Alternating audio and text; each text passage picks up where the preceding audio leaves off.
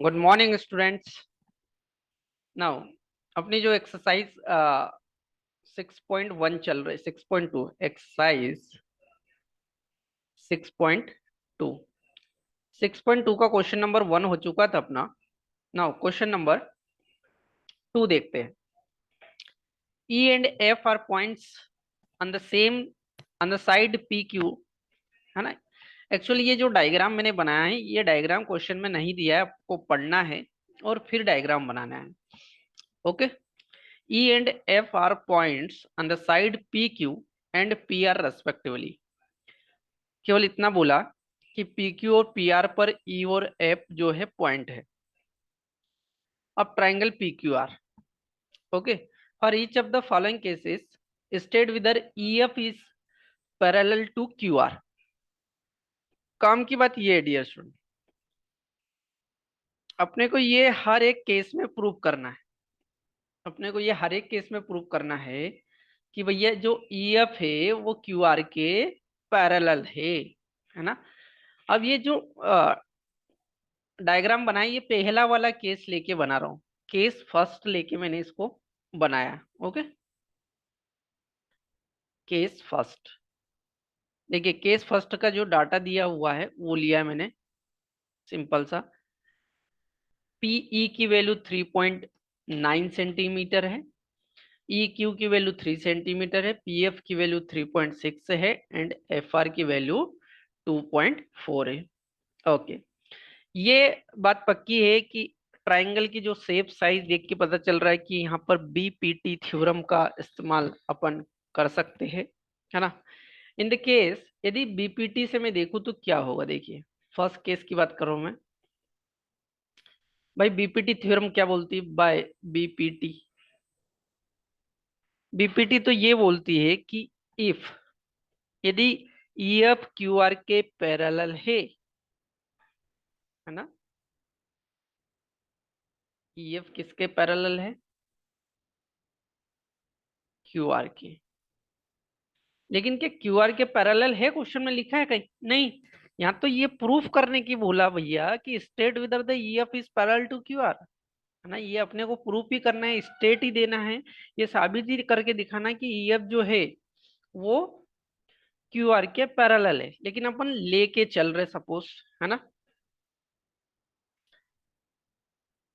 लेके चल रहे कि ईएफ यदि अपन मान के चल रहे, यदि माने इफ मतलब अगर अगर अपन इसको मानते हैं कि ईएफ क्यूआर के पैरेलल, जबकि पैरेलल नहीं है। यदि पैरेलल है तो क्या केस है भैया? बीपीटी तो ये बोलती है कि जो P E upon E Q का जो रेशियो है ना, वो किसके बराबर होगा? P F upon F are के इक्वल होगा। ठीक है, P F upon F are के इक्वल होगा।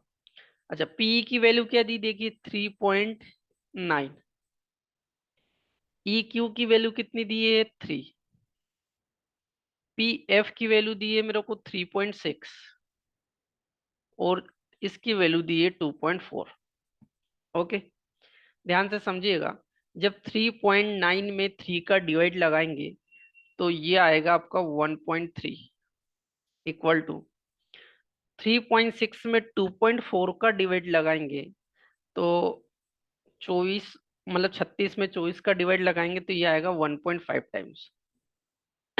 ओके, पॉइंट पॉइंट हटा के अब ध्यान से सुनिए, ये तो इक्वल टू चल रहा था कि भैया ये रेशियो इक्वल होगा, लेकिन यहाँ इक्वल आया क्या? 1.3 और 1.5 इक्वल आया है क्या?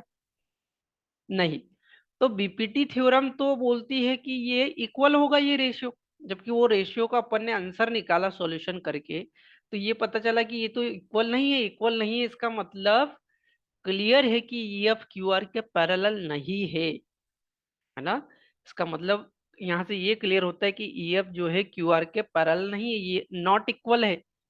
यदि ये नॉट इक्वल है डियर स्टूडेंट्स, तो यहाँ से ये भी क्लियर होता है कि EF is not parallel to QR. तो ये जो ईएफ और क्यूआर के बीच में पैरेलल का निशान है उस पर एक क्रॉस करके अपने को बताना है।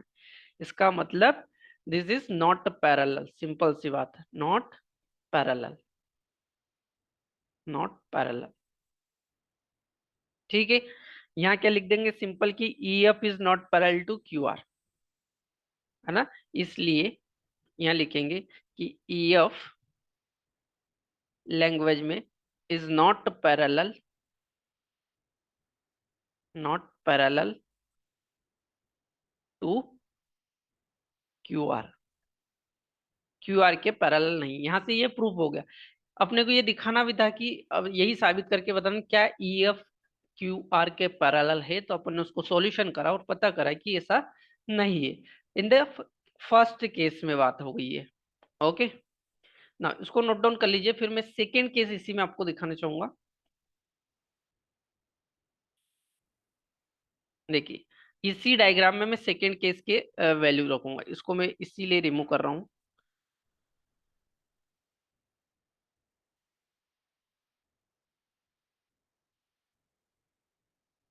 ओके,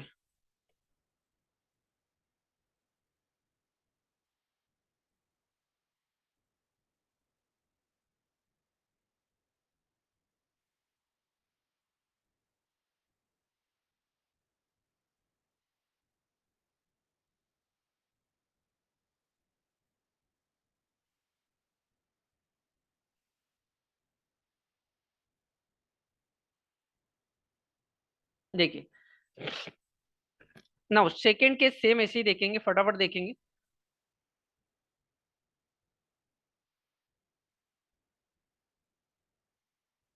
सेकेंड केस के जो डाटा दिया हुआ, जैसे सेकेंड ये वाला है ना, ये पीई की वैल्यू कितनी दी है 4 सेंटीमीटर, क्यू ई की वैल्यू कितनी दी है मेरे को 4.5 सेंटीमीटर।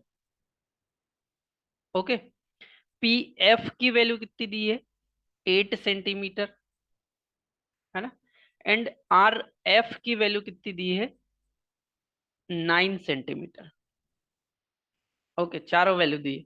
वापस मैं वही कंसेप्ट सेम लगाऊंगा कि भैया ई एफ जो है, अभी तो मैं पैरेलल लेके चल रहा हूँ, है ना। अभी मैं इसको क्या कर रहा हूँ, ये भी हटा देता हूँ क्योंकि ये तो पहले केस में अपन ने साबित करा ऐसा। ठीक है, अभी क्या कर रहा हूँ मैं, इसको पैरेलल लेके चल रहा हूँ। चलिए, बीपीटी से अपन क्या देखते हैं कि ई एफ जो है वो पैरेलल है किसके, पी क्यू के, सॉरी क्यू आर के।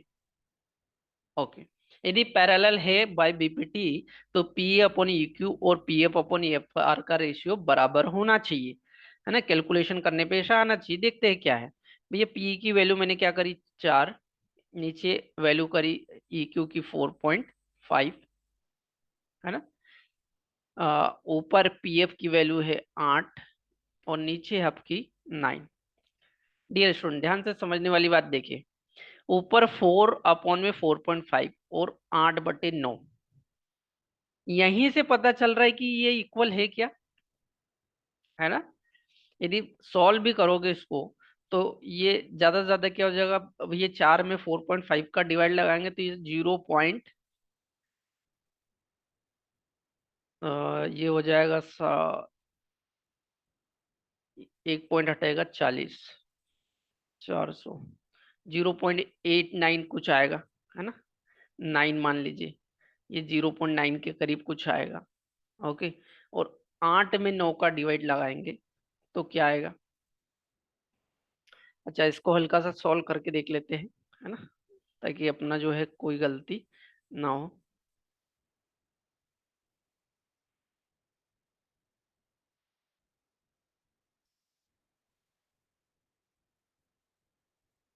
यहाँ से ये पॉइंट हटेगा तो यहाँ लग जाएगा 0, 40/45। अच्छा, पहले गया नहीं तो 0 लग गया, एक पॉइंट लग गया। अब 400 में 45 का भाग दे दीजिए, यहाँ देख लेते चलो, 400 में 45 का। ओके, तो 1 8 40 और ये 5 9, है ना। 9 का 80 में दिया तो ये हो जाएगा पापन नामी छिंग 54 नामी 37 63 नमेटी 72, 8 बार गया, है ना। और 8 बार गया, फिर बचा 7 0,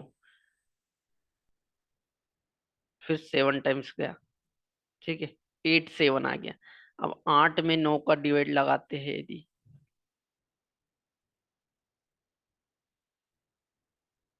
ये पॉइंट में आया, इतना ध्यान रखना है ना।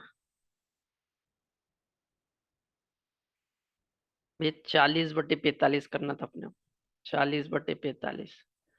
तो ये 5 8 और 5 9, 8/9। ओके, ये तो राइट हो रहा है। देखिए ध्यान से सुनोगे तो ये जो कट रहा है ना, 5 से 8 बार, और ये 5 से 9 बार, है ना, तो अपन गलत साबित हो जाते। तो इसको क्या करें, ये आपका आ गया 8/9। और डियर स्टूडेंट इधर भी देखोगे तो 8/9। यदि ये दोनों इक्वल है, ये दोनों इक्वल है, इसका मतलब ये रेशियो इक्वल है, P upon E Q, P F upon F R. और यदि ये रेशियो इक्वल है, इसका मतलब कि E F is parallel to the Q R. Simple सी बात है ना। तो यहां से जो है आपको क्लियर ये समझ में आना चाहिए कि ये जो है पैरेलल होगा, है ना, ये जो है पैरेलल होगा।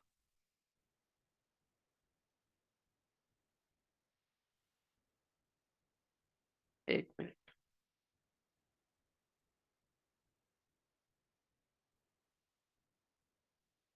ठीक है, यहां से क्लियर क्या समझ में आया कि 8/9 और 8/9 इक्वल आ गया, इसका मतलब इसलिए बोल सकते हैं कि जो ई एफ है, इसलिए E F is parallel to Q R. Okay, ये आपका पार्ट नंबर सेकेंड कंप्लीट होता है। नंबर नाउ अब थर्ड पार्ट देखते हैं इसी में। ठीक है, इसको नोट डाउन करना है, स्क्रीनशॉट लेना ले लीजिए। मैं सेकेंड पार्ट के डाटा केवल रिमूव करूंगा इस डायग्राम से, और थर्ड पार्ट के डाटा यहाँ पे डालना है।